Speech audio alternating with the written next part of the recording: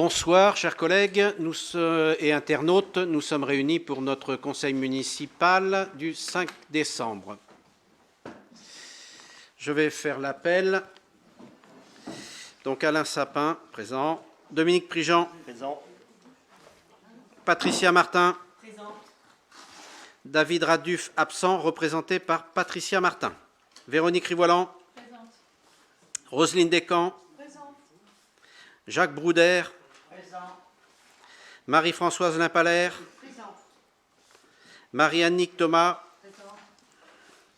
Marie-Annick Geffroy. Présente. Béatrice Sauvageau. Présente. Florence Catrin. Présente. Annie Jouan-Jean, absent, représenté par Véronique Rivoilan. Gwenaëlle Brigaut. Présente.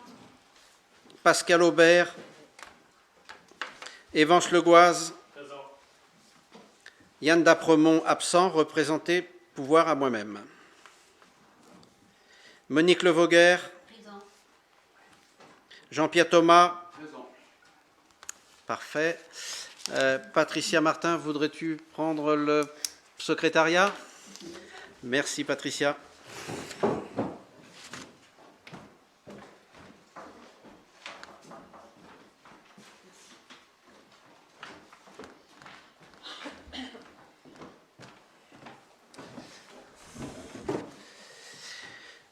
Donc nous allons débuter par l'approbation du PV du dernier conseil municipal du 4 novembre dernier. Est-ce qu'il y a des observations, des commentaires sur ce PV? Vous remercier d'avoir pris en compte mes remarques du précédent PV. Très bien, Evance. D'autres observations? Non? Donc je passe au vote. Qui s'abstient? Qui est contre? Je vous remercie. Deuxième point à l'ordre du jour, donc aux finances. Je vais couper mon téléphone portable. Si vous ne l'avez pas fait, je vous invite à en faire de même. Donc, autorisation, comme chaque année, vous savez, le dernier conseil municipal de l'année, nous faisons on vous demande donc de m'autoriser, d'engager, de liquider, de mandater, donc avant le budget prévisionnel, le BP 2023, qui est voté, je vous rappelle, toujours fin mars, début avril, soit en tout état de cause, de toute façon, avant le 15 avril. Donc, je vous lis le paragraphe en question. Dans le cas où le budget d'une collectivité territoriale n'a pas été adopté avant le 1er janvier de l'exercice auquel il s'applique, l'exécutif de la collectivité territoriale est en droit, jusqu'à l'adoption de ce budget, de mettre en recouvrement les recettes et d'engager, de liquider et de mandater les dépenses de la section de fonctionnement dans la limite de celles inscrites au budget de l'année précédente.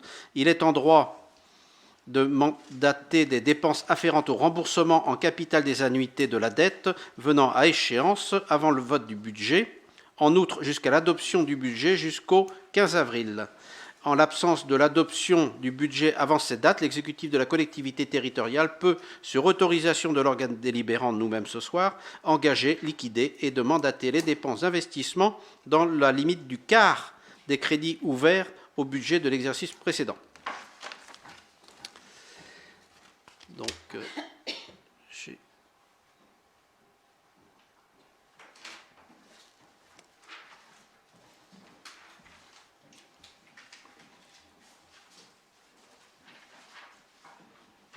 voilà. Donc, Dominique, Pascal, je vous laisse la parole. Oui. Pardon.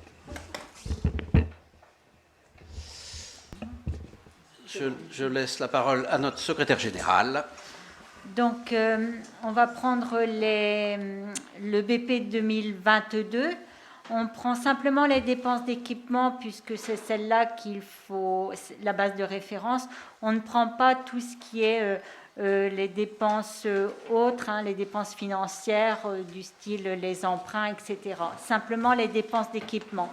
Donc, les propositions nouvelles en BP 2022 étaient de 1 515 950,97 €. Donc, multiplié par un quart, donc ce qui nous fait 378 987,72, que l'on vous propose donc de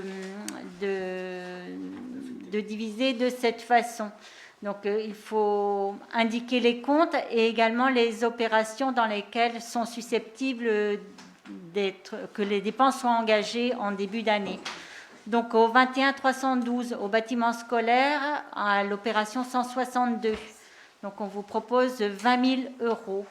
Au 2135, installation, agencement, aménagement des constructions, 16 mairies, pour l'opération de la mairie, 20 000 euros.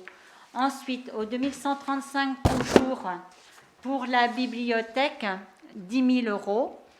Et en 2135, toujours, on compte 108 pour la salle Armor-Argoat, 100 000 euros. Ceci, si les dépenses d'investissement n'ont pu être honorées en fin d'année, ce sera en tout début d'année prochaine. Au 2158, autre installation matériel et outillage technique. À l'opération 55, matériel et services techniques, 5 000 euros. Au 2312, agencement et aménagement de terrain pour l'opération des 3 rues, donc l'opération 96, 100 000 euros. Ensuite, au 2312, toujours à l'opération numéro 12, bâtiments divers communaux, 30 000 euros. À l'opération 41, divers travaux, 10 000. Au 2313, construction, toujours à l'opération 41, divers travaux, 10 000.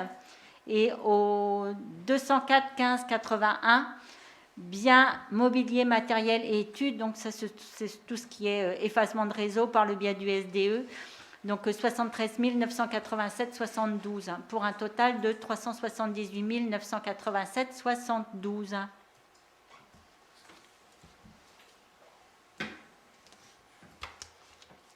Elle vous a assommé? Oui. Donc là, ça a été ventilé pour trouver la meilleure ventilation. Est-ce qu'on a déjà des... Enfin, mis à part, on voit bien les lignes fontaines, effacement de réseau et tout ça, mais les divers, est-ce qu'on a des choses à mettre en face? Non, pas exactement, mais effectivement, si c'est difficile, c'est juste une prévision. On peut très bien avoir une facture qu'on ne pourra pas honorer donc, avant le vote du budget parce que la ligne, le compte et également l'opération n'auront pas été ouverts en crédit, même si on a voté les 25%.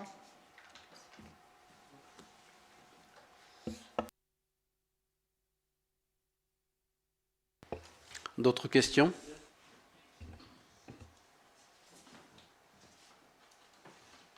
C'est bon. Je vous propose donc de passer ce point. Donc chaque année, hein, ce sera également en 2023, fin 2023, c'est déjà c'est la dernière, le dernier conseil municipal où on procède à cette autorisation. Qui s'abstient? Qui vote contre? À l'unanimité, je vous remercie.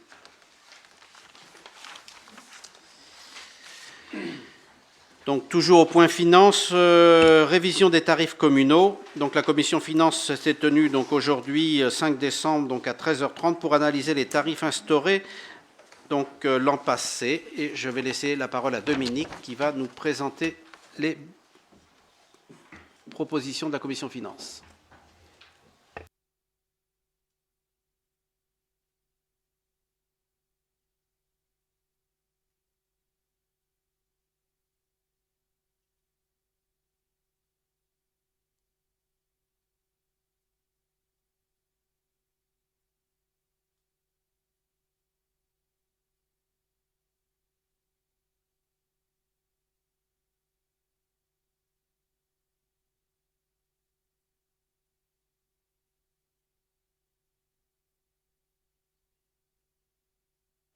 Oui, comme tous les ans, donc on va vous projeter les différents tarifs appliqués sur la commune.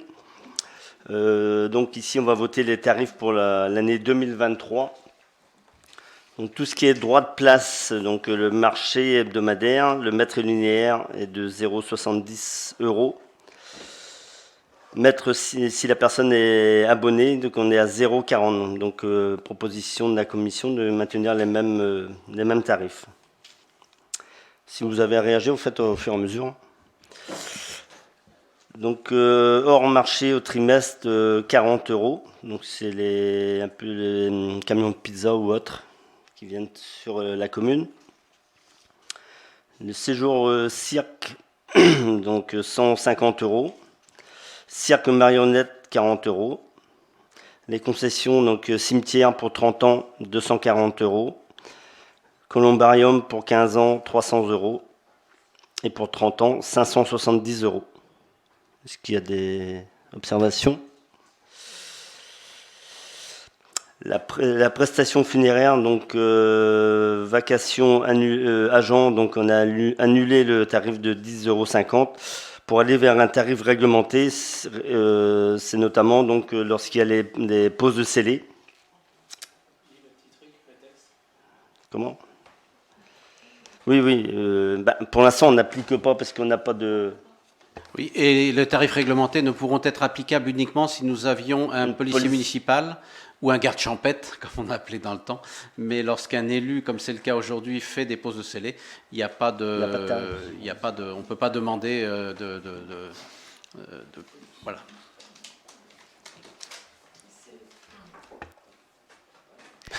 Et cette vacation n'est pas répercutée sur les coûts de la prestation. Les coûts de la prestation de... On ne sait pas quoi. On sait. Allez-y. Ils n'ont pas le droit s'il n'y a pas de tarif appliqué par la commune. D'accord. Merci.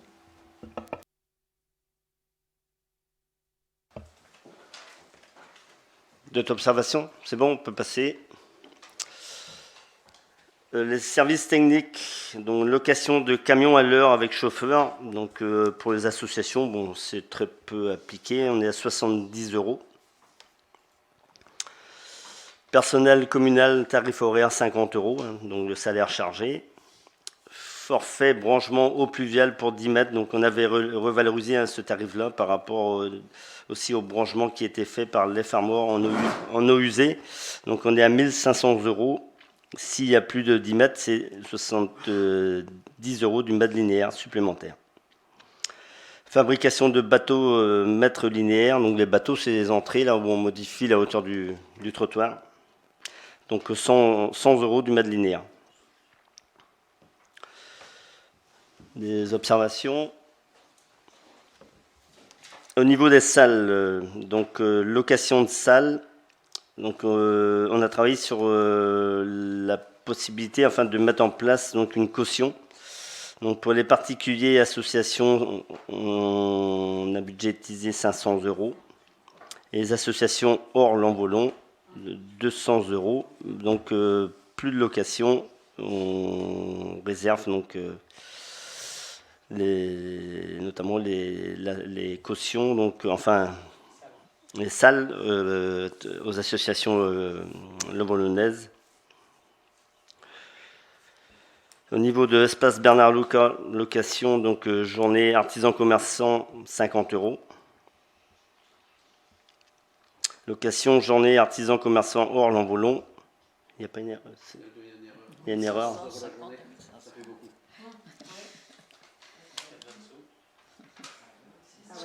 C'est 150. 150 €.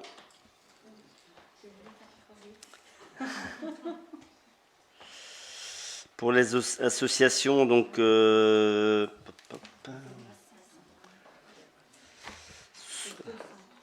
comment? C'est 230 €, c'est pas 150, c'est 230 €. C'est 230. Mais avant c'était 180. Oui, mais il y a eu un décalage. Il y a eu un décalage quand j'ai repris. J'ai dû reprendre le train. D'accord, donc c'est 50 et 230.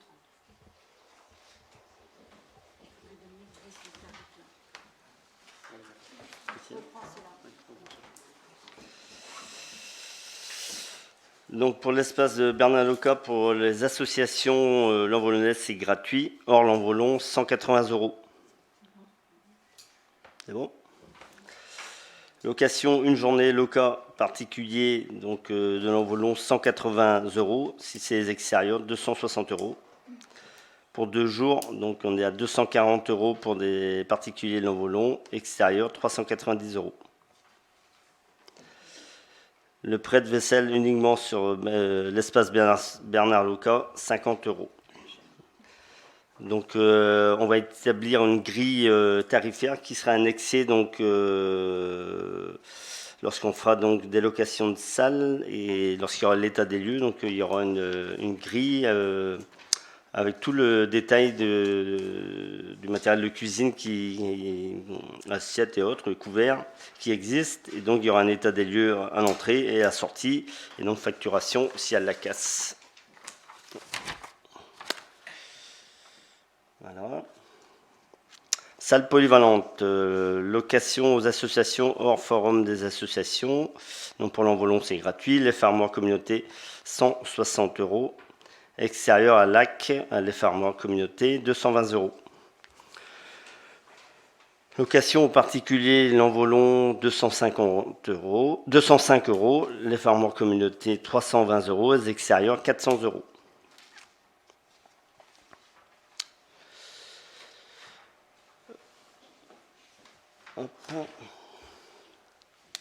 Donc au niveau de la scène, location de la scène par un service technique, donc on a modifié et donc on va passer à un coût horaire. Par contre, tu m'as pas mis ici le tarif. 90 €. Non. Oui, location de la scène, ouais, 100 €. Montage obligatoire. Enfin, compte de tarif qui est au-dessus n'existe plus. Et location de la scène, donc 100 €, plus le montage obligatoire par un agent, puisqu'on met des agents à disposition, 50 € de l'heure par agent. Ce qui fait 100 € plus 50 € par agent présent et par nombre d'heures. Possibilité de louer toutes les salles à la demi-journée, soit 5 heures, 60% du tarif sera alors appliqué.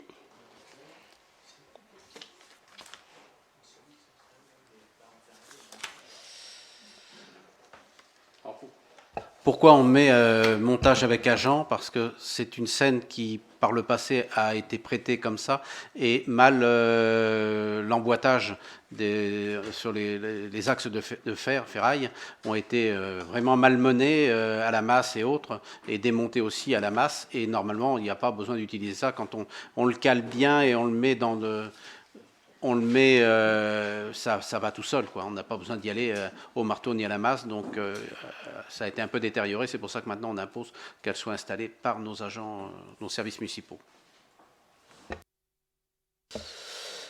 Au niveau prestations, donc forfait de diagnostic de conformité, c'est essentiellement sur les réseaux d'eau pluviale, puisque la compétence eau usée est à l'effarmoir. Donc on a un tarif de 60 € donc, de l'heure, plus 20 € par heure d'agent. Donc un forfait de 60 € plus 20 € par agent, de l'heure par agent. Photocopie A4, donc 30 centimes, A3, 60 centimes. Association de Lanvolon, donc on a simplifié les choses, donc photocopie sans fourniture de papier, 15 centimes. C'est-à-dire on fournit le papier. Ils ne viennent pas avec leur papier. La garderie, donc la demi-heure, 0,85 €. La demi-heure hors Lanvolon, 1 €. Le goûter, 0,75 €. Et le prix du repas servi à l'école publique, 3,20 €. Location mensuelle d'un terrain non cadastré rue Parcours LO, c'est le terrain qui est en bout de zone des Fontaines, utilisé par le CER, donc 210 € par an, auquel on fait l'entretien. Par mois, excusez-moi, par mois, auquel on fait en plus d'entretien. Nous avons décidé de maintenir le tarif de repas facturés aux familles à l'école Yves Jouan. Nous rediscuterons au conseil de début juillet du tarif puisque notre prestataire actuellement, le Cirescol, a augmenté. Donc pour l'instant, on maintient le tarif jusqu'à la fin de l'année scolaire, quoi. Et pour le début de l'année scolaire 2023, la rentrée 2023, eh bien on reverra à ce moment-là pour impacter, puisque nous travaillons donc actuellement pour voir si nous devons passer ou pas sur la cantine à 1 euro pour certaines familles. Donc il y a des coefficients à prendre en compte. Donc voilà, donc on travaille sur le sujet actuellement. On aura l'occasion de vous présenter ce dispositif, savoir si nous adhérons ou pas, hein, puisque voilà, pour l'instant on l'examine, on voit les différents coefficients familiaux, et donc voilà, on discutera de ça au conseil de fin juin, début juillet, quoi. Par rapport donc à ce que Dominique nous a présenté, est-ce qu'il y a des questions, des observations, des remarques? Moi, c'est vrai que je n'avais pas vu tout à l'heure à la commission, là, mais on met que la caution, on ne peut pas louer nos salles à des associations extérieures. Et à la salle polyvalente, on met qu'on peut louer une association extérieure, si on revient dessus. Là, la salle polyvalente, voilà, il y a possibilité de louer aux associations extérieures à l'F Armor Communauté. Le problème, c'est que des locaux, je pense qu'il est déjà très bien utilisé. Et... Oui, oui.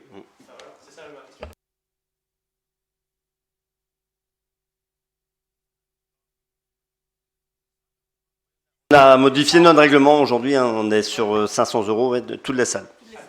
Ouais, toutes les salles. Dans ce cas-là, dans la ligne caution, on met qu'il n'y a pas de caution pour les associations extérieures à l'envolon. C'est pas possible par rapport à la salle polyvalente alors. Là, par rapport au... Voilà, association hors l'envolon, pas de location. Or, on vient de dire qu'à la salle polyvalente, il faut une caution et on peut louer extérieur à l'F Armor Communauté. C'est pertinent. Bien vu.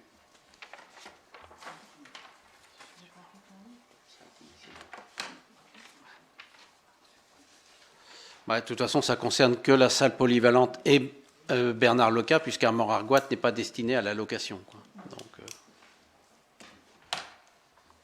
mais oui, donc c'est bien toutes les salles, y compris la salle polyvalente, qui est concernée par la caution. Oui. Oui.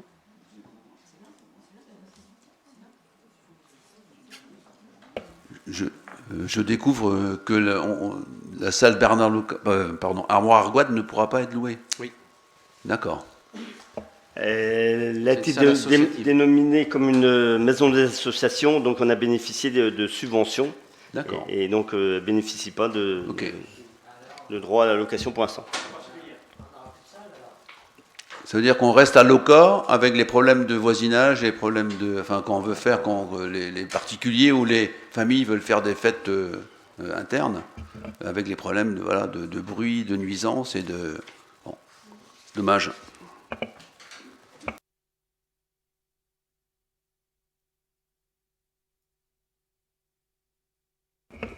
Exactement.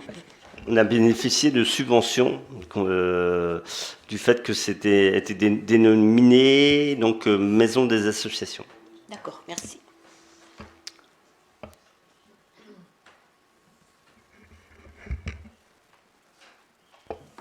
D'autres observations, remarques? Je vous propose donc de passer au vote. Est-ce qu'il y a des abstentions? Une abstention? Des votes contre? Non, je vous remercie.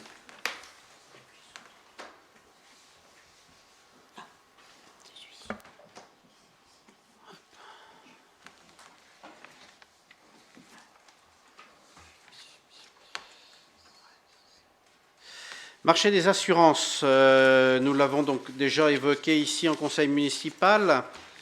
Nous avons donc, nous sommes entrés dans le cadre au niveau de la communauté de communes d'un appel d'offres qui a été lancé il y a quelques mois maintenant. Donc on avait demandé votre autorisation. Donc nous avons eu le résultat de cet appel d'offres il y a quelques semaines à la communauté de communes. Donc il a été retenu. Donc nous sommes concernés, nous, par le lot 2 et le lot 4. Donc, nos contrats d'assurance arrivent à échéance au 31 décembre 2022, donc dans quelques semaines. La consultation a été lancée dans le cadre du groupement de commandes coordonné par les Farmers Communauté pour contracter des assurances à compter du 1er janvier 2023. La commission d'appel d'offres s'est réunie le 7 novembre dernier, a attribué 6 lots, dont 2 concernent la commune de Lanvolon. Donc, le lot 2 concerne donc des assurances qui ont été regroupées au niveau des assurances multirisques. Donc, le lot a été attribué à la SMACL pour un montant de 7 390,85 €. 7 390,85 €. Pour référence, l'année dernière, nous étions sur ces assurances multirisques, nous étions chez Groupama et une partie qui était déjà donc à la SMACL. Nous étions donc à un tarif, pour donner un peu l'ordre d'idée, à 9 469,77 €. Donc, nous faisons une économie de 2 078,92 € par rapport au contrat précédent que nous avions. Le lot 4 concerne donc les véhicules à moteur et les risques annexes. Donc, ça a été attribué à la société Groupama pour un montant de 3 297 €. Pour référence, l'année dernière, enfin cette année encore, jusqu'au 31 décembre, nous sommes donc à la SMACL. Et nous étions à 2 084,84 €. Donc là, on va sur ce lot-là avoir donc une baisse. Non, une hausse, pardon, de 1 212,16 €. Donc, sur le précédent lot, on a eu un gain de 2 078,92 €. Là, on a une augmentation de 1 012,16 €, donc ce qui nous fait un gain global quand même à 866,76 €.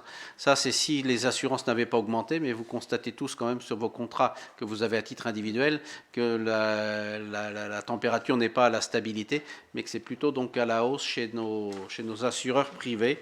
Donc là, on a un petit gain, donc au moins on n'augmente pas par rapport au marché qui a été pris. Lors du dépouillement à la communauté de communes où je fais partie de la commission d'appel d'offres, à l'AC, on nous a quand même mis en garde sur le phénomène du positionnement des assureurs, puisque le contrat donc a été fait sur 5 ans, 2023-2027, avec le fait de pouvoir de nous résilier nous-mêmes, de demander la fin du contrat, mais également que notre assureur pourra nous résilier. Donc aujourd'hui, il regarde de très près le taux de sinistralité. Donc toutes les communes qui vont déclarer de gros sinistres ou un nombre de sinistres, même si ce n'est pas de gros sinistres, mais un nombre de sinistres importants durant leur année, peuvent se trouver donc résiliés à la demande de l'assureur également, quoi. Donc on nous a mis en garde aujourd'hui sur des sinistres. Quand on a une franchise à 200 €, si on a un sinistre à 300, est-ce qu'il faut ou pas déclarer ce sinistre auprès de notre assureur? Voilà, donc il y aura une évolution dans les années à venir pour les collectivités vertueuses ou moins vertueuses en termes de sinistres. Donc on nous dit attention, soyez vigilants. Demain, les assureurs pour les collectivités ne pourraient assurer que les gros risques, c'est-à-dire les risques qu'une commune, une collectivité ne peut pas supporter elle-même. Donc voilà, donc attention. Donc on a rencontré dernièrement nos services techniques pour les mettre en garde sur cela. Le taux de sinistralité, il est individuel ou il est commun à l'ensemble des 27? Non, il est individuel. Il est individuel, commune par commune. Donc elle peut, si le taux est trop élevé, la compagnie peut suspendre son contrat à une commune et pas aux 27 d'un coup. Oui, c'est l'appel d'offres qui était donc commun. Mais une fois que l'appel d'offres est terminé, on est ramené maintenant à nos propres contrats donc de chaque commune, quoi. Donc voilà. Il y a des communes d'ailleurs alors, il n'y a pas 27 communes qui avaient répondu, puisque c'était proposé aux 27 communes de l'Farmers Communauté, mais il y a une quinzaine de communes qui ont répondu, c'est pas l'ensemble, qui ne souhaitaient pas rentrer dans ce collectif, dans cet appel d'offres commun, quoi. Donc, mais des communes aujourd'hui, nous on a la chance de ne pas augmenter, d'avoir un léger coup de 866 euros, un gain de 866 euros, des communes ont fortement augmenté sur la quinzaine de communes qui ont répondu. Certaines vont payer plus cher, mais elles se sont engagées dans cette procédure-là, donc ne peuvent plus refuser maintenant, vont payer plus cher que ce qu'ils payaient par le passé, quoi. Donc, pour nous, ce n'est pas le cas, on s'en réjouit. On n'a pas voté encore, hein, je crois pas. Non. Donc, à moins qu'il y ait d'autres questions sur le sujet. Non. Donc, je vous propose de passer au vote. Est-ce qu'il y a des abstentions? Des votes contre? Donc, à l'unanimité, je vous remercie. Quatrième point, donc, à l'ordre du jour, la convention de mise à disposition des locaux pour des permanences sociales. Nous avons donc ce site qui est dédié, qu'on appelait communément l'ancien dispensaire, qui est rue Pasteur à Lanvolon, où il y a d'ailleurs un cabinet médical qui est installé avec une table d'examen et autres, donc sur lequel une salle d'attente qui est entretenue par la commune, chauffée et entretenue au niveau du ménage du personnel. Il n'y a personne dedans, mais il y a la MSA qui tient des permanences, voilà. Le centre de gestion qui vient au niveau des visites de nos salariés, de nos employés communaux. Donc voilà. J'y suis allé, moi d'ailleurs, à titre personnel, à la médecine du travail, il y a quelques années, une vingtaine d'années. On y allait à la visite de la médecine du travail. Y aller, maintenant ils n'y viennent plus, mais ils y allaient, quoi. Donc le conseil départemental, dans le cadre de leur mission de protection maternelle et infantile, appelée PMI, demande la mise à disposition du centre médico-social situé 7 rue Pasteur, les 3e et 5e lundis du mois. Cette occupation des locaux se fait à titre gratuit.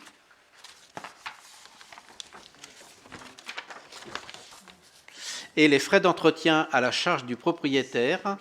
Cette gratuité s'inscrit dans la signature du contrat départemental de territoire. Voilà, donc c'est plutôt une bonne chose aussi qu'on maintienne aujourd'hui ça sur notre commune. Hein. On a aussi la chance pour les personnes qui ont à en bénéficier que ce soit sur notre commune. C'est vrai que pour nous c'est une charge financière puisqu'on a le chauffage à notre charge, le ménage et là comme il y a des enfants, la désinfection et l'entretien des locaux. Mais c'est bien de l'avoir sur notre commune. Et je vous rappelle, pour information, le contrat départemental de territoire nous a accordé le montant pour les 5 années, je crois. Jusqu'en 2027. J'ai signé le contrat départemental de territoire à Paimpol il y a quelques semaines. Nous a accordé 173 000 euros de subventions que nous allons devoir maintenant ventiler sur les projets à venir. Voilà. Est-ce qu'il y a des remarques, des observations? Nous allons procéder donc au vote. Est-ce qu'il y a des abstentions, des votes contre? Je vous remercie à l'unanimité. On a une demande de régularisation de parcelles cadastrales. Nous avions mis au conseil municipal, il y a quelques semaines, peut-être pas le dernier, celui d'avant, je ne sais plus si c'était septembre ou celui du 4 novembre, sur Bel Air. Voilà, rue du Moulin. Et chose que j'ignorais, il a été porté à notre connaissance, donc je vous projette le plan. Hein, donc vous voyez la rue du Moulin donc, qui est ici. On va direction Guingamp. Donc à droite, donc là on a les bâtiments A et B. Et donc ici on a les pavillons. Et donc nous avons voté l'autre jour, il y a quelques semaines, de ne pas céder ces parcelles-là. Et Terre d'Armor Habitat vient de nous interpeller sur le fait, c'est vrai qu'on avait regardé de ce côté-là, on n'avait jamais regardé de ce côté-là, que la commune était propriétaire des fonds de terrain qui se trouvent entre la rue des Promenades, non pas la rue des Promenades, c'est rue Saint-Vincent, Saint-Vincent ici, à côté de l'Abribus, oui l'Abribus est ici, tu as raison Dominique, l'Abribus est ici. Nous sommes propriétaires, alors ce qui est étonnant, c'est qu'on est propriétaire de là, pas ce lot-là, quoi. Il y a des énigmes. Alors pourquoi à l'époque la commune n'avait pas vendu à Côte d'Armor Habitat à l'époque l'ensemble des terrains? Bon, les élus de cette époque pourraient y répondre. Donc voilà. Donc ce qui fait que nous sommes propriétaires de ces parcelles-là. Et Terre d'Armor d'Habitat, donc maintenant, demande à régulariser l'acte à ce que nous vendions ces parcelles-là. Moi, je ne suis pas favorable, puisque nous avons pris une décision pour ces parcelles-là. Si on l'accordait pour ces parcelles-là et pas là, les personnes auraient peut-être du mal à comprendre aujourd'hui notre voilà. Ça représente quelle surface? Je n'ai pas mesuré, mais on est certainement entre 150 mètres carrés pour les plus petits qui sont là, à celle-ci peut-être dans les 250, 300, 300 peut-être, quoi. Mais ça reste effectivement des petites surfaces quand même. Si on avait refusé Lot, il y avait une raison. C'est parce qu'on se disait qu'il y avait possibilité de voir au futur PLUI à aménager. Oui. La 1163, je vois mal comment on pourrait l'aménager. Qu'est-ce qu'ils veulent faire dans cette parcelle? Non, ils veulent simplement régulariser au niveau de... Je pense que c'était la question de le terrain d'ici, parce qu'ils commencent à procéder à de la vente, de la location-acquisition, je ne sais pas le terme exact, mais c'est le cas de cette maison-là qui a été ou qui est en cours d'acquisition. Donc ils commencent de mettre à la vente ou en location-vente, je ne sais pas trop le dispositif aujourd'hui, quoi, hein, mais ils commencent à vendre aux locataires, de mettre aux locataires à disposition, à vendre les biens qui sont en location actuellement. Donc voilà. Je comprends le problème qu'il peut avoir par rapport au précédent vote qu'on a fait, mais le souci c'est que s'ils passent comme à la vente des logements, là, donc Côte d'Armor Habitat ne pourra pas leur vendre, évidemment, parce que ce ne sera pas à eux. Il y a un risque que la 1163 à l'avenir devienne abandonnée, quoi. La commune devra gérer cette parcelle-là, qu'on ne pourra rien faire, parce que construire quelque chose là, c'est impossible. En plus, une grande partie, c'est la haie, on est en bord de route. Que la commune entretient. Que la commune entretient. Ouais, parce que là, vu le tracé, je pense que ils iraient même jusqu'en bordure de trottoir.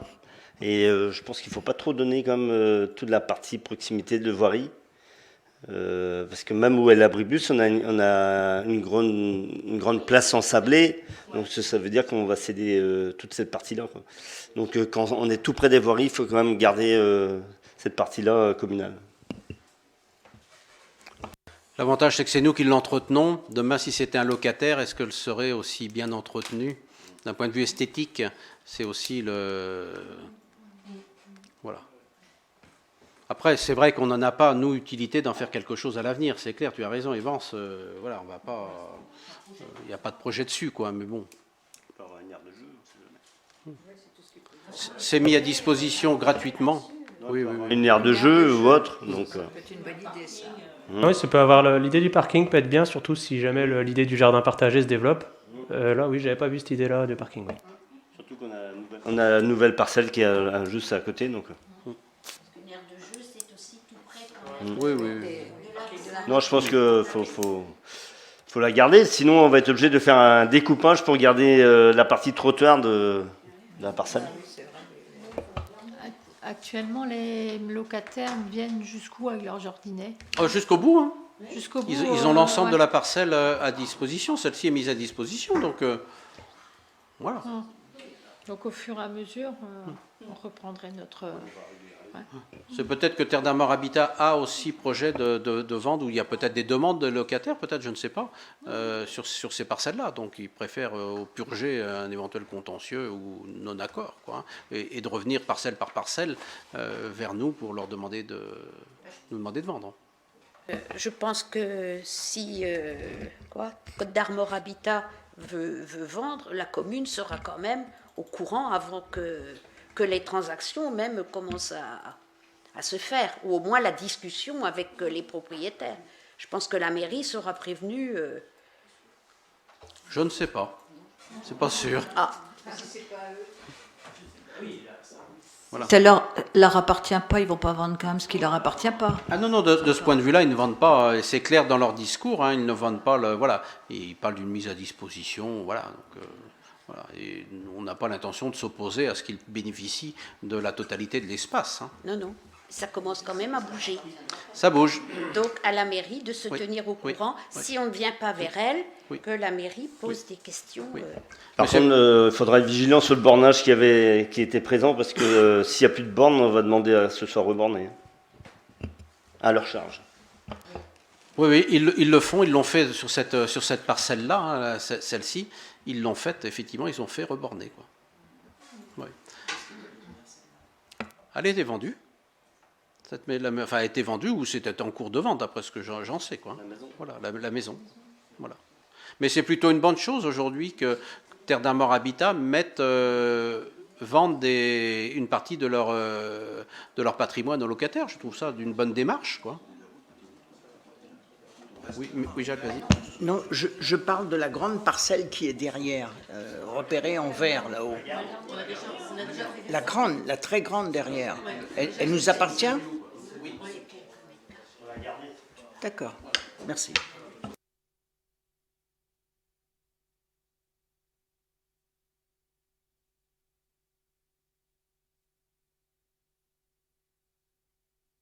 Les parcelles font quelle surface à peu près là?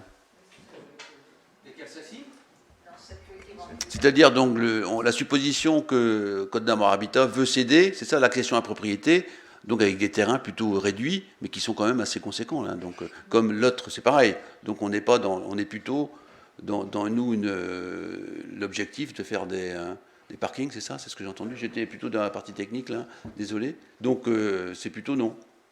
C'est ça que vous proposez. Oui, pour moi, c'est plutôt non. Après, voilà, on est tous là pour décider. Ok, non mais je partage. Je partage. Ok. Voilà. D'autres interventions sur le sujet? Que je peux savoir enfin, la question que posait Jean-Pierre tout à l'heure, quelle surface font chaque parcelle, à peu près? Ça a l'air d'être des belles parcelles vues d'ici. Je ne l'ai pas mesuré, mais ça, on est sur du 200 mètres carrés probablement, peut-être moins, je ne sais pas. Non, moins? Non, tu es à 30 ou 40 ou 50 mètres carrés. Ah, t'es sûr? Pas plus? Ah oui? Regarde la surface des maisons, on n'est pas sur du 100 mètres carrés en maison, hein. On est sur des pavillons à 80 mètres carrés. Donc si tu vois la parcelle en bas, on a à peu près 70-80 mètres carrés. Celle-ci, on était de l'ordre de un peu moins de 400, je crois, quand on l'avait évoqué la dernière fois, quoi. Ouais, c'est ça. Ouais, c'est pas faux. Je n'ai pas regardé effectivement sur le cadastre la grandeur des parcelles, mais c'est pas grand.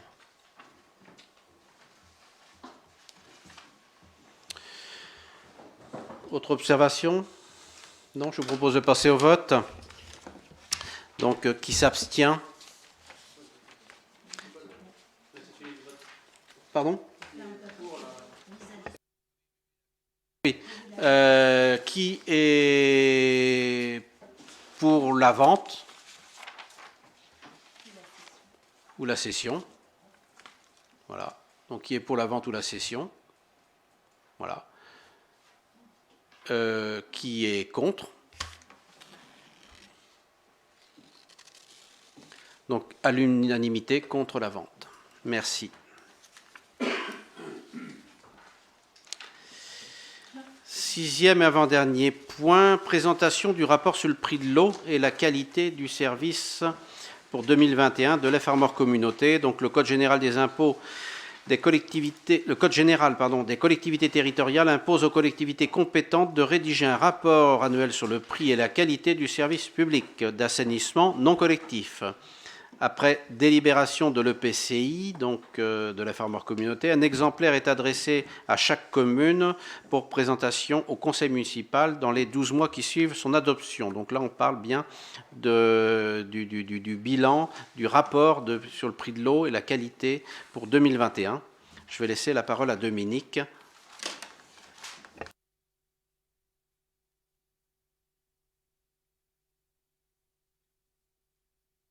Je pense que tout le monde a lu le rapport.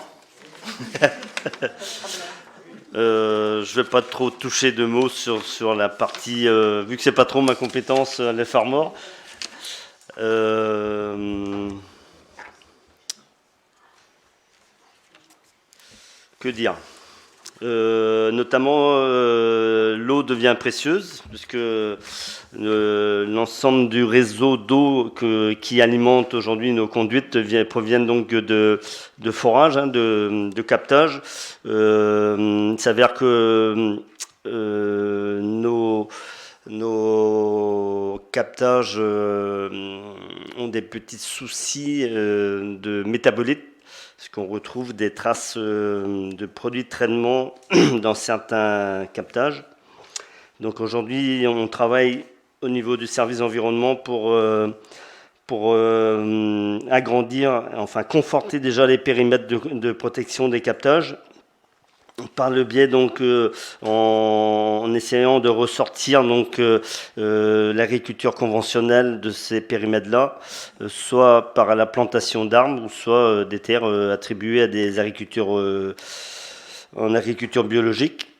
Bien entendu, on essaie de compenser ces agriculteurs qui en conventionnel pour soit les ressortir de ces périmètres-là, soit une compensation foncière à l'extérieur. Voilà un peu la politique et des études sont lancées pour déterminer le zonage, hein, si demain il faut agrandir ces périmètres ou pas. Sur le nombre d'abonnements, donc sur l'Envolon, on est à 1180 abonnés.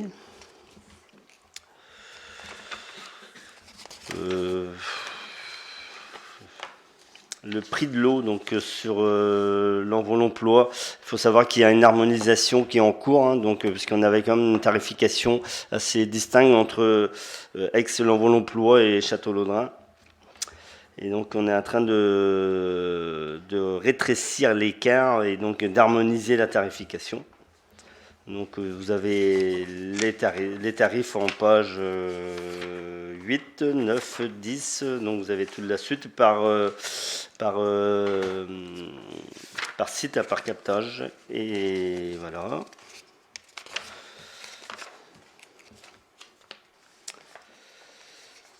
Donc à la page 14, vous avez un peu la partie qualité de l'eau, comme je viens de parler, des métabolites. Donc c'est des anciennes matières actives qu'on retrouvait dans des produits de désherbage de maïs. Bon. On travaille aussi sur l'utilisation de produits chimiques chez les particuliers, hein, qui normalement est interdite aujourd'hui. Voilà. J'ai des questions. Vous pouvez les poser à monsieur le maire. J'ai lu le document, Dominique. Oui, moi j'ai une question. Quand tu dis rétrécissement et harmonisation des tarifs, oui, voilà, par rapport à l'EF, non, par rapport à Ploie. Oui, alors l'Envolon-Ploie, ok, Château-Laudrin. Alors, harmonisation. Voilà, alors on va tout simplement on va payer davantage ou oui, enfin donc il y a un gros plan prévisionnel d'investissement qui est mis quand même en place par le service pour déjà rénover l'ensemble des conduites du territoire. Et donc en matière d'eau, on va aller plutôt vers le haut, quoi. Savoir que l'Envolon était un peu dans le peloton de tête, hein, on avait un peu le maillot jaune au niveau prix de l'eau, et je pense que l'harmonisation va se faire vers le haut. Et sur le territoire Château-Laudrin-Ploagade, il y a beaucoup de travaux à faire ou... Oui, pareil, hein, il y a la rénovation des conduites d'eau. Donc, il y aura beaucoup de travaux. Il y a des travaux à faire aussi dans les zones de captage, sur les forages et autres. Donc, peut-être demain des traitements d'eau. Par rapport aux métabolites, c'est compliqué d'aller sur des traitements puisque à chaque métabolite différente, le filtre à charbon utilisé ne pourra pas convenir à tel ou tel métabolite. Donc l'objectif, c'est de travailler en amont et de ressortir donc l'agriculture conventionnelle, hein, sortir du chimique, un peu du périmètre de protection. Et c'est pour ça qu'aujourd'hui, les farmers peuvent préempter sur toute parcelle qui est aujourd'hui à vendre dans les périmètres de protection. C'est-à-dire aujourd'hui une parcelle qui est à vendre sur Cario, qui est dans le périmètre de protection, on peut préempter et acheter la parcelle. En vue de préserver la qualité de l'eau. Merci. Donc j'ai à peu près tout compris ce qu'il nous a dit.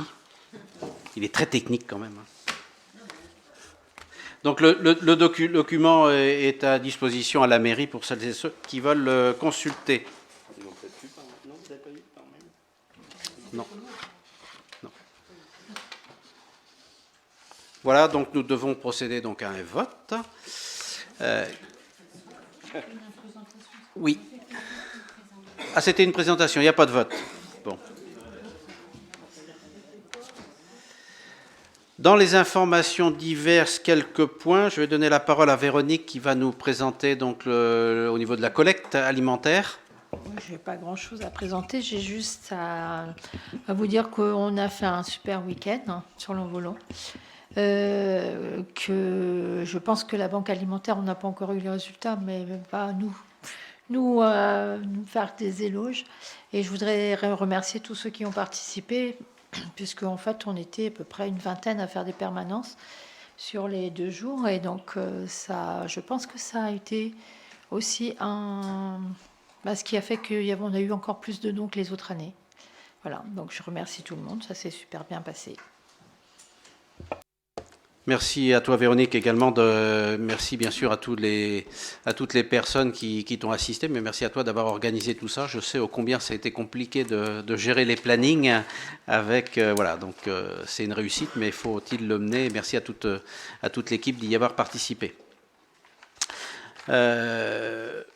Juste un rappel pour celles et ceux qui ne l'ont pas encore vu dans la presse au niveau de l'actualité, la corrida de l'Envolon, donc il est donc organisé une corrida, donc il n'y a pas de vaches qui vont déambuler dans les rues de l'Envolon, je vous rassure tout de suite parce qu'on m'a posé la question, mais ni de taureaux, voilà, on va pas parler de tauromachie ce soir, mais donc la corrida, donc c'est un trail, c'est sur les chemins, une corrida, c'est sur la route. Donc il y aura, vous pouvez encore procéder à des échauffements, vous avez encore 4 jours pour vous échauffer et aller vous entraîner pour être performant samedi prochain, donc samedi 10. Ça va se situer donc autour de la mairie, sur toute la place du Général de Gaulle, autour de la mairie, le périmètre est là. Et puis il est prévu également donc dîner, je crois que c'est galettes saucisses. Après, ce sera dirigé dans la cour de l'école du Sacré-Cœur parce qu'il fait pas très chaud. Et donc ils avaient prévu tout le dispositif en extérieur, mais ils préfèrent se rapatrier un peu à l'intérieur pour le dîner.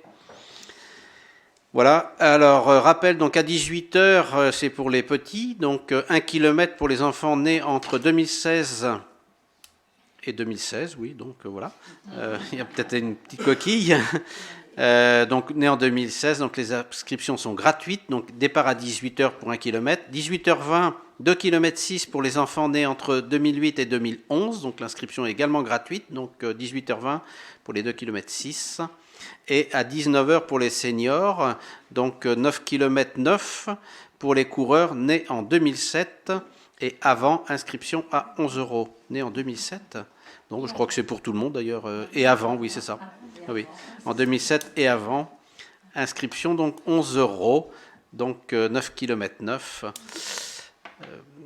Je crois que j'ai entendu parler de certains le faisaient en 40 et quelques minutes, donc voilà. Donc les inscriptions sont à enregistrer sur un site spécifique dédié aux inscriptions et au paiement. Et puis sinon, vous pourrez également vous inscrire le jour de la corrida. Donc si vous ne venez pas courir, venez au moins les encourager nombreux. Le départ aura lieu ici, à la poste de Bernard Leca. Ouais. Voilà. Bon, des dossards à Bernard Distribution Loca. des dossards Bernard Loca, et je pense que le départ sera à la Poste, de ce que j'ai entendu. Ah oui, je pensais que Le c'était devant la départ et mairie. moi. l'arrivée ici à la mairie. Ah oui, d'accord. D'accord. Donc venez nombreux les encourager. L'association Comara, donc des commerçants et artisans et agriculteurs de l'Envolon, l'association Comara organise le goûter de Noël le mercredi 14 décembre 2022, donc le 14 décembre prochain, dans 10 jours. À partir de 14h, il y a tout un tas d'animations. Le cirque Gervais viendra avec 4 personnes faire du cirque de rue. Et je crois qu'il est prévu des ballons, enfin des structures gonflables et autres. Donc ça aura lieu place du Martrec comme chaque année. Donc goûter de Noël, mercredi 14 décembre à partir de 14h. Voilà. Les vœux de la municipalité auront lieu le dimanche 8 janvier. 8 janvier 2023, les vœux de la municipalité à 11h à la salle Armor-Argoat. Donc, on est un peu... Peut-être, Dominique, tu peux nous faire un petit point rapide ? Oui, donc on est arrivé, enfin, on commence à s'approcher de la fin, sachant qu'il faut qu'on essaie de faire une réception avant Noël par rapport aux subventions qui ont été attribuées à ce projet. Là, pour l'instant, les bardages sont terminés. On est sur la partie plus carrelage. Les carrelages de sol sont faits, ils sont sur les carrelages murales.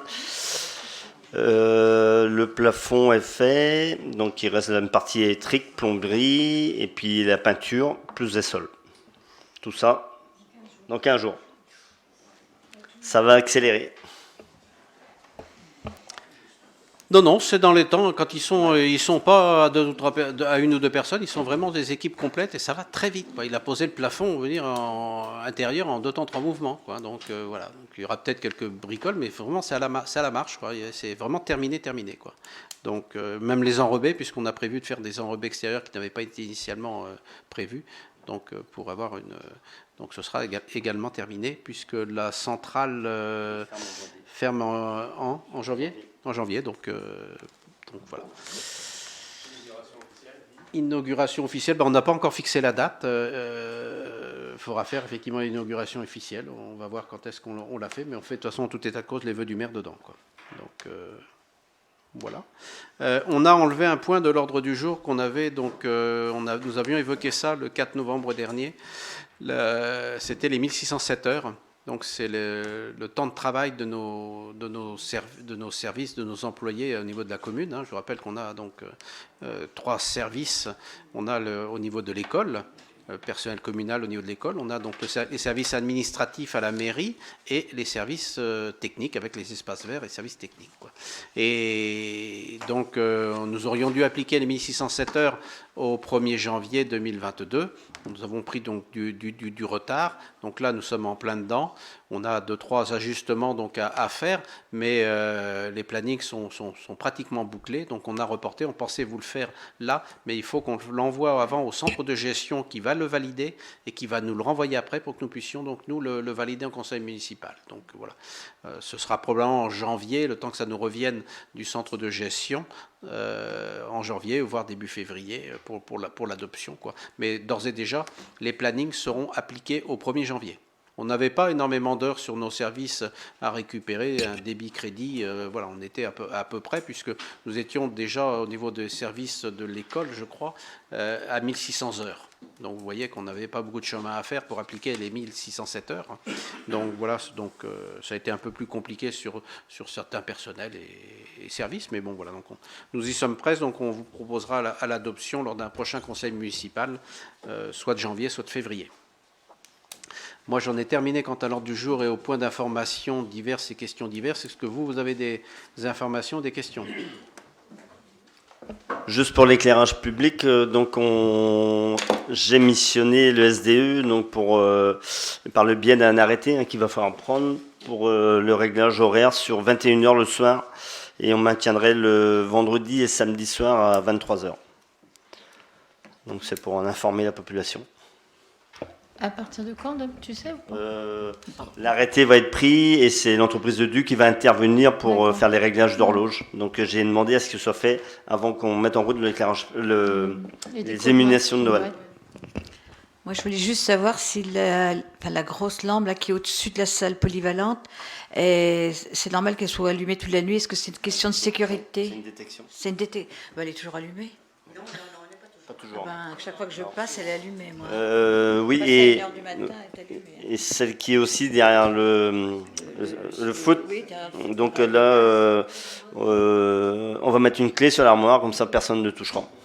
Parce que c'est les gens qui ouvrent l'armoire et puis ils le mettent en manuel et puis voilà, ça reste toute la nuit. Je suis passée à toutes sortes d'heures. À chaque fois, elle est allumée cette semaine. À chaque fois, à 1h du matin.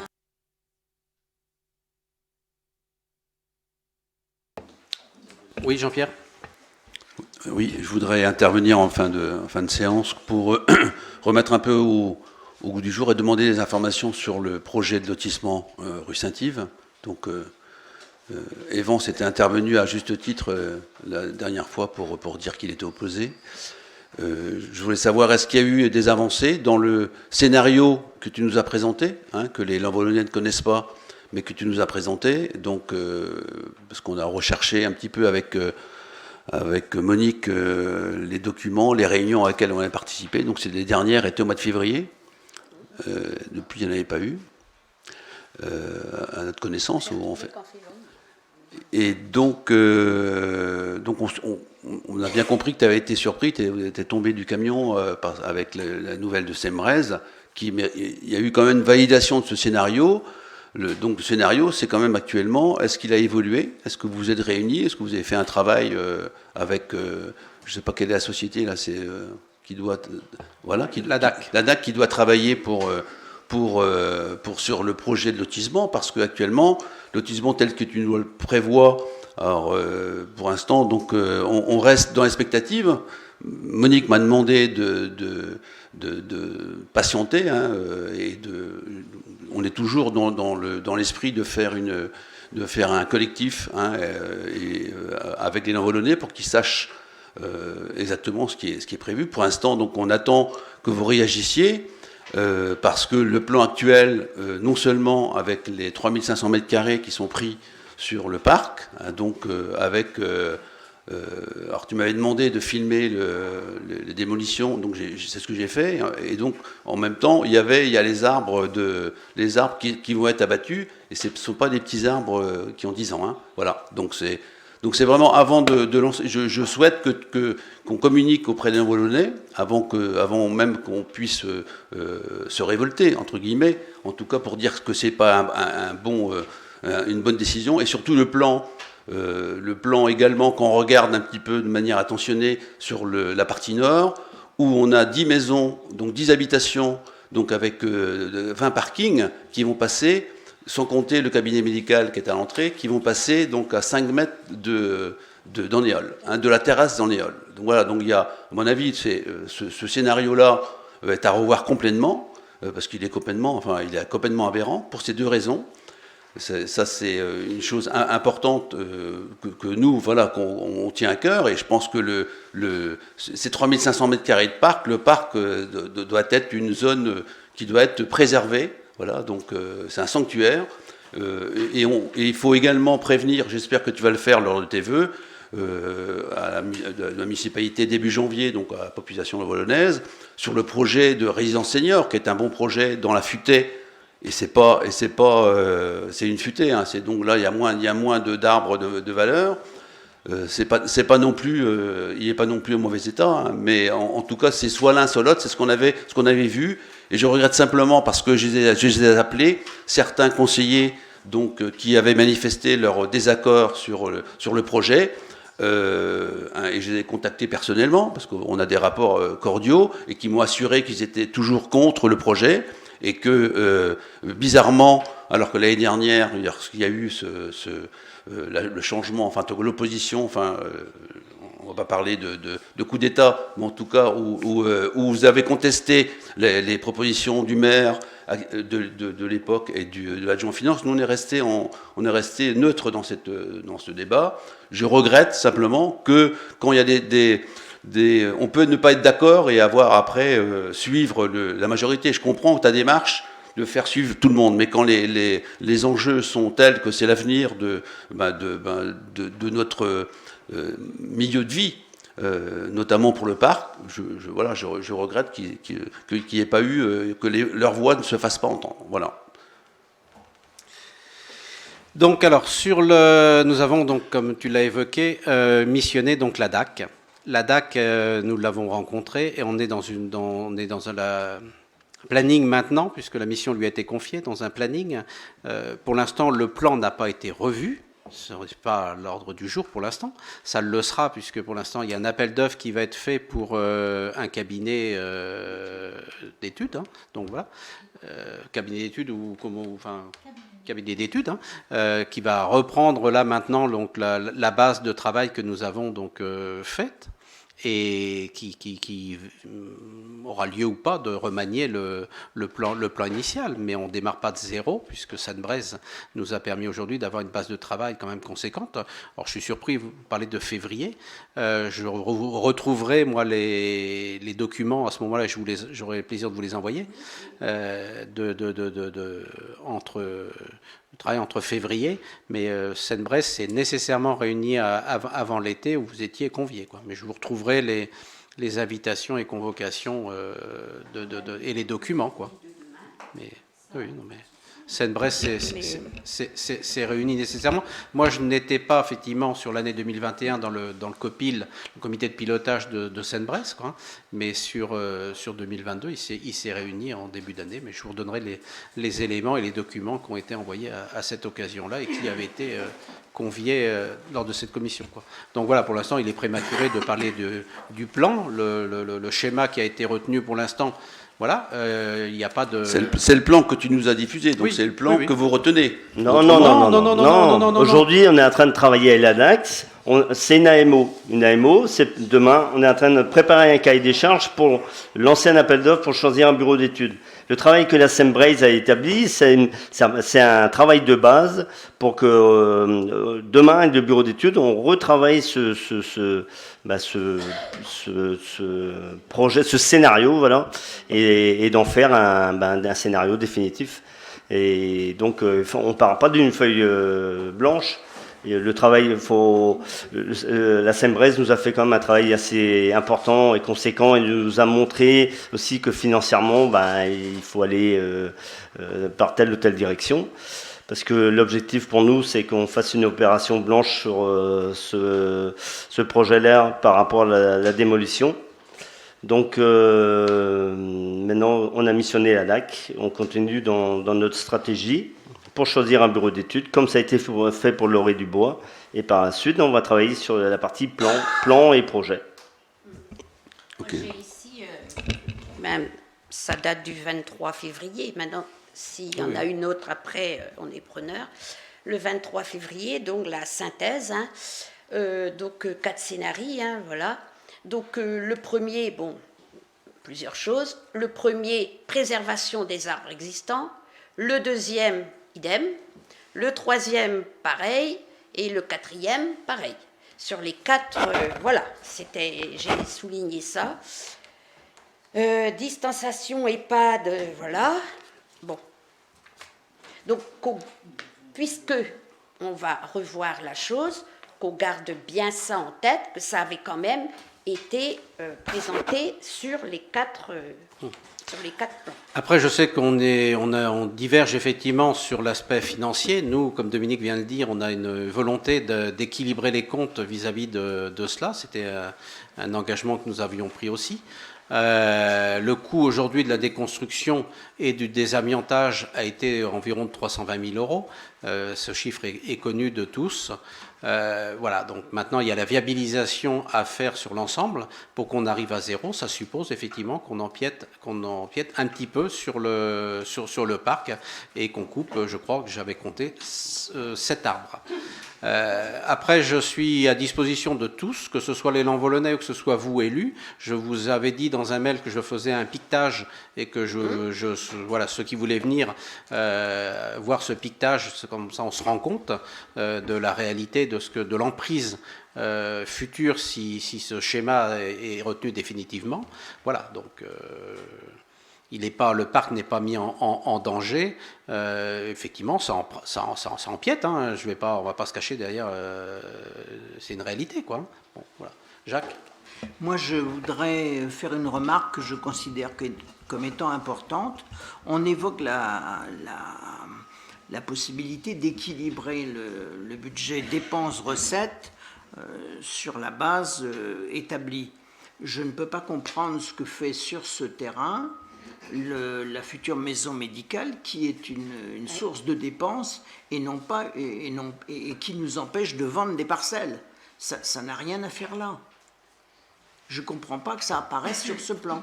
Et c'est un des points que je trouve... Mais c'est une projection à un instant T de ce que pourrait être...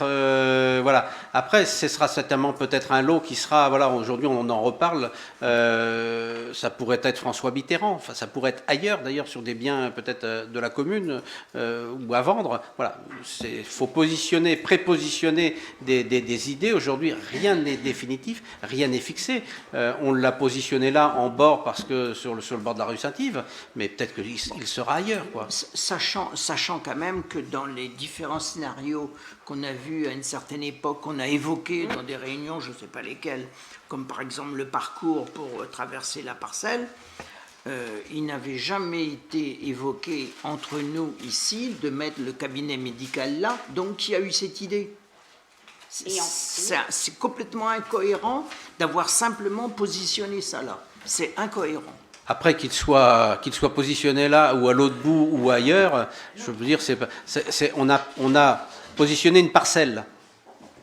Voilà, qu'elle soit effectivement attribuée à la commune ou qu'elle soit, voilà, c'est un lot libre qui sera soit sur un investissement communal, soit mis à la vente. Peu importe.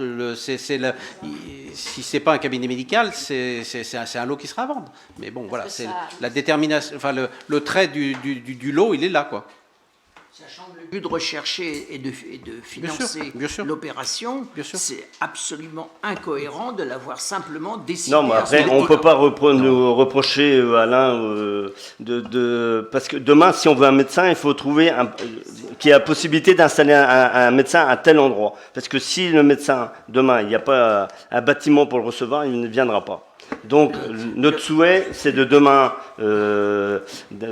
par le biais de ce projet-là, d'alimenter pour pouvoir y mettre un cabinet. Oui. Mais demain, c'est peut-être François Mitterrand. Voilà, donc, on n'est pas.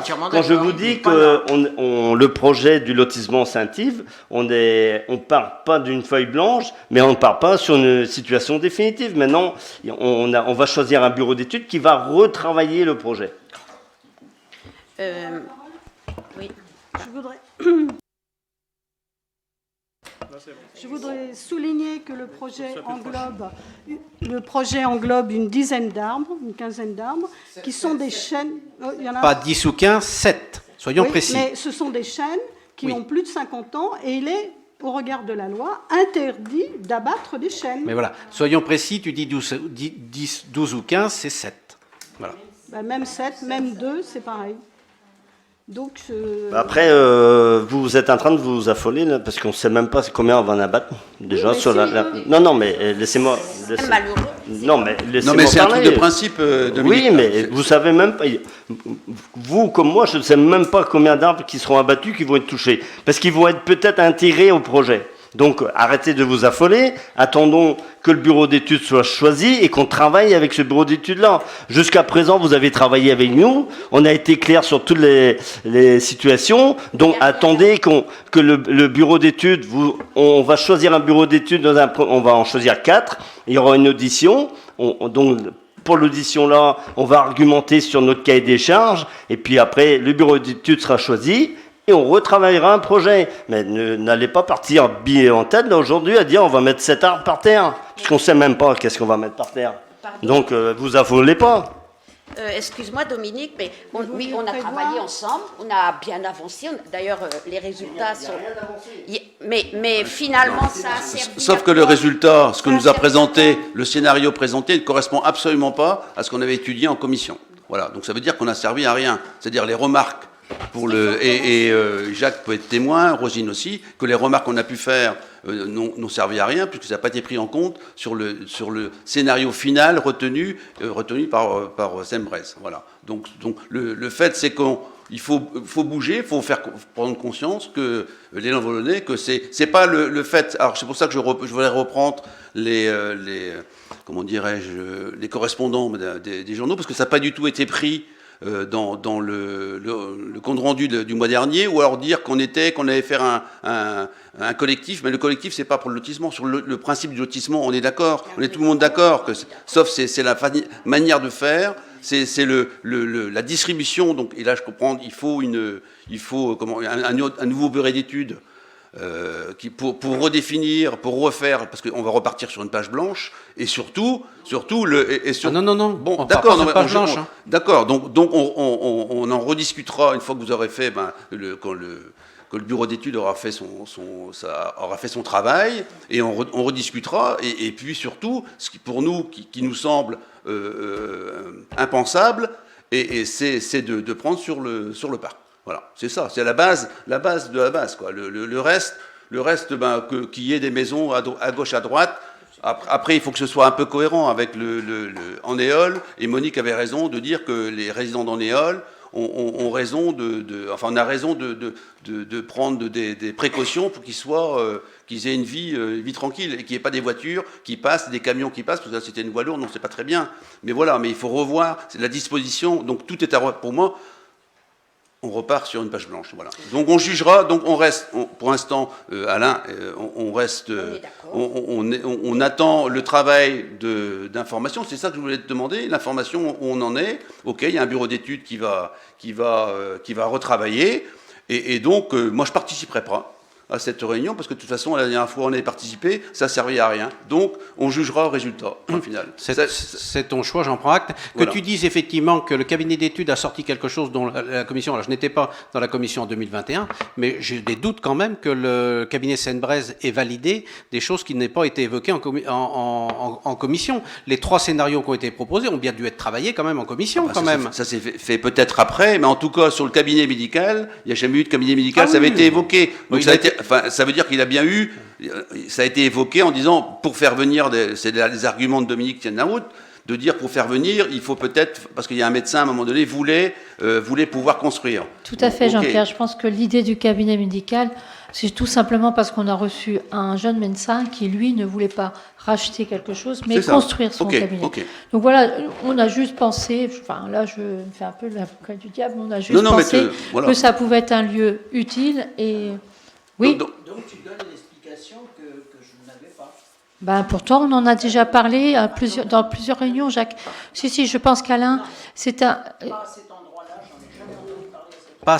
Pas cet endroit-là, mais sur un lieu dans la commune. Et comme ce sera le premier lieu qui sera construit dans les 2 ans qui viennent, voilà, il faut bien avancer, mais comme étant possible d'être mis là. Après, il y a d'autres endroits, ça peut être François Mitterrand, comme l'a indiqué Dominique, ou d'autres. Voilà, mais il faudra bien à un moment donné, de toute façon, qu'on avance sur le dossier. Si on ne faisait rien, on saura bien à un moment donné nous le reprocher. Peut-être vous-même, d'ailleurs, à un moment donné, quand il faudra faire les bilans, de dire qu'on n'aura rien fait pour installer un nouveau médecin, quoi. Donc, il faut bien avancer et faire des projets. Donc, un autre bureau d'études va être nommé. Est-ce que par la suite, on fera une commission pour réétudier l'ensemble et tout et tout? Pas de souci. Bon, moi je partirai. Il y aura comme ça s'était passé pour Lauré Dubois, on va choisir, donc il y a un appel d'offres qui va être fait à candidature de bureau d'études. On va retenir 4 bureaux d'études. Il y aura une audition pour être présent. Et suite à l'audition, on va retenir un bureau d'études. Et à partir de là, on retravaille avec le bureau d'études. On travaille donc sur le projet de lotissement. Donc c'est viabilisation, voirie définitive, ce qui a été fait à Lauré Dubois. Ok. Voilà. Et dans toute transparence, je pense qu'on a toujours été transparent dans tout ce qu'on a fait. Et donc la preuve, lorsqu'on a un projet de voirie, on fait une réunion publique, on accepte les commentaires, les points positifs, les négatifs. Depuis qu'on a été élu, on a toujours travaillé la transparence. C'est un projet qui restera transparent. Eh bien, peut-être quand on aura bien travaillé ce projet, on pourra aussi le projeter au Lanvolonnais lors d'une réunion publique. Voilà, ce serait bien aussi, comme on a fait l'autre jour les 2 rues principales. Pour une grosse partie de nos projets, on a toujours fait des réunions publiques. Ben voilà. Dominique, je voudrais simplement, j'étais pas vendredi, je pouvais pas être présent à votre réunion vendredi, donc c'était présenté au public. Est-ce qu'il y a eu des commentaires? Je sais que vous avez eu froid. Est-ce qu'il y a eu des commentaires? Est-ce qu'il y a eu des modifications qui vont être prises en compte? J'ai une dame aujourd'hui au téléphone il y a la partie rond-point de la place du marché au blé jusqu'à la rue Édouard Duval, c'est compliqué. Donc c'est le tronçon le plus compliqué. On nous reprocherait quasiment aujourd'hui que les maisons soient trop proches les unes des autres. On ne va pas refaire la rue, maintenant il faut adapter. Donc maintenant, je vais voir avec Alain, on va retravailler avec le bureau d'études, voir comment on peut s'adapter. On veut du cheminement doux ou on ne veut pas. Donc, et à voir si demain on fait un plan de circulation, si on passe la rue du commerce en sens unique ou pas. Donc il faut peut-être aujourd'hui prendre des décisions pour que si demain, admettons, on passait la rue du commerce en sens unique, on pourrait peut-être faire une voie douce par ce biais-là, pour rejoindre Édouard Duval, et alors rendre ce tronçon de la place du marché au blé jusqu'à Édouard Duval, on fait plus de cheminement d'eau, et donc on peut faire du trottoir d'1 mètre de chaque côté. Donc il y a une réflexion à avoir, il faut qu'on resensibilise le bureau d'études, on est quasiment à l'avant-projet définitif, on ne va pas tout modifier. Mais par contre, le tronçon là, je pense qu'il a besoin d'être réétudié et mûri. Et j'ai pris les observations aujourd'hui avec une dame. Je lui ai dit que je retournerai vers elle, mais on va rediscuter le projet avec. La question qui était posée vendredi soir était, nous avions donc initialement prévu, donc nous sommes place du marché au blé. Nous allons donc au rond-point du Pont-L'Eau. Tel que nous avons conçu dans le pré-projet, c'était de mettre la voie la plus large à gauche. Certaines personnes, notamment des riverains et des usagers, nous ont fait remarquer que les maisons, en fin de compte, étaient plutôt les sorties de maisons et de l'impasse des Craquelins étaient plutôt donc à droite. Et il aurait été plus pertinent de mettre la voie la plus large à droite et la voie la plus rétrécie à gauche. Oui, pourquoi pas. Moi, ce qui me fait peur et ce qui m'effraie, c'est qu'on nous dit aujourd'hui, mais de toute façon, les piétons n'y passent pas. C'est bien pour ça d'ailleurs qu'aujourd'hui on fait quelque chose pour que les piétons y passent, pour accéder de la zone des Fontaines au centre-bourg, centre-ville, et du centre-ville vers la zone des Fontaines.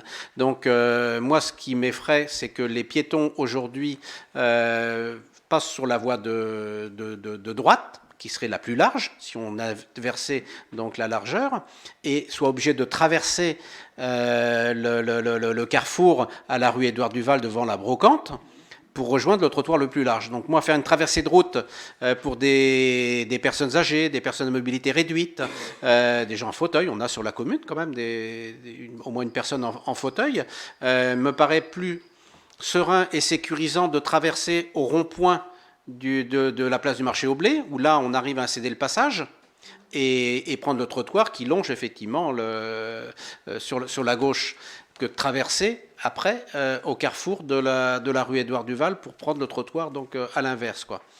Après on me dit que voilà, les personnes qui sortent sont plus en danger. Oui, parce qu'il n'y a que 60 cm de trottoir. Oui. C'était ça qu'elle remettait en cause. Mais le problème, c'est un fauteuil roulant qui sort d'une maison. T'imagines les camions à l'allure qu'ils arrivent, se faire arracher là. Oui. Mais voilà.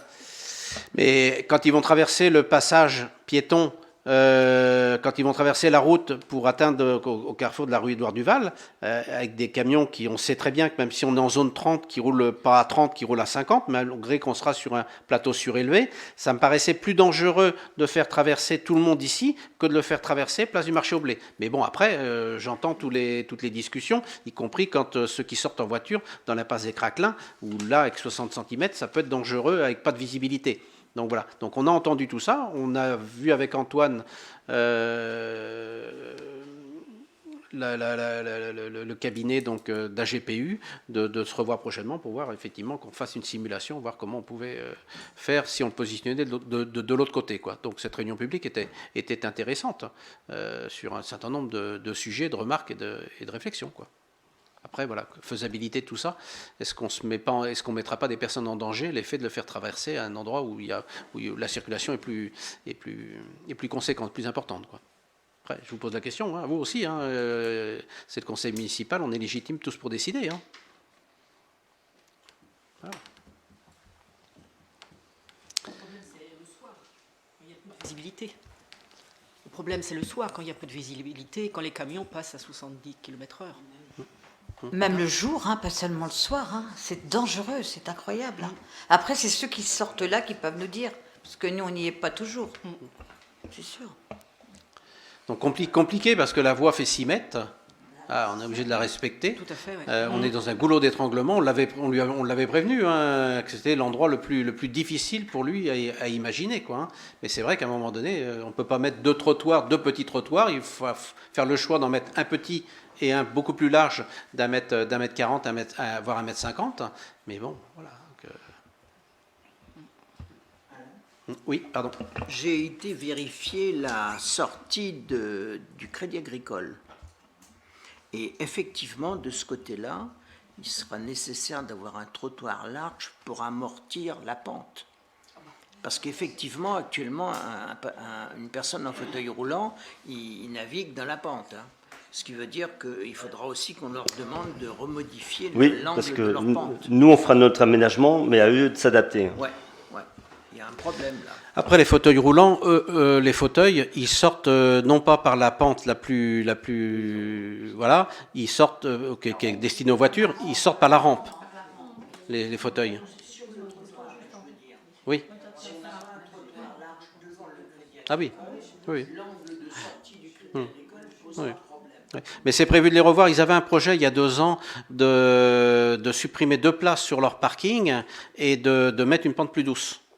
C'était donc un projet, je ne sais pas ce qu'il est devenu ce projet-là, est-ce qu'il est toujours d'actualité ou pas, mais je rencontrerai la directrice dans les semaines à venir pour voir avec elle. Ils supprimaient 2 places et ils creusaient pour faire une pente plus douce, quoi. C'était à l'étude déjà il y a 2 ans, quoi. Donc voilà.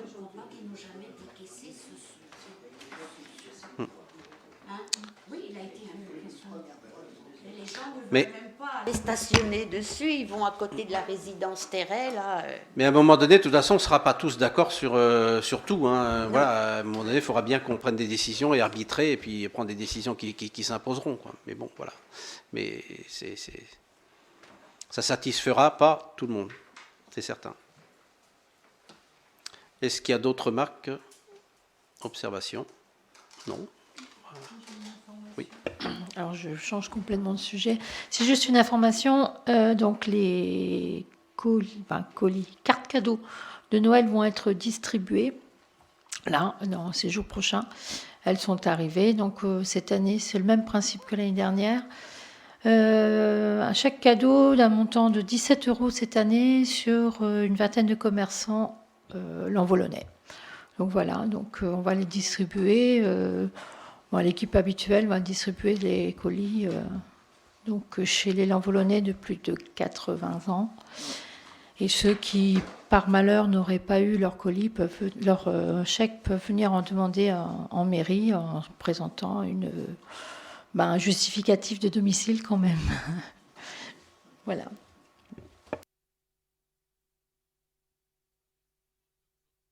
Pardon, je vous propose de clôturer ce conseil municipal. Je vous souhaite une bonne soirée. Au revoir.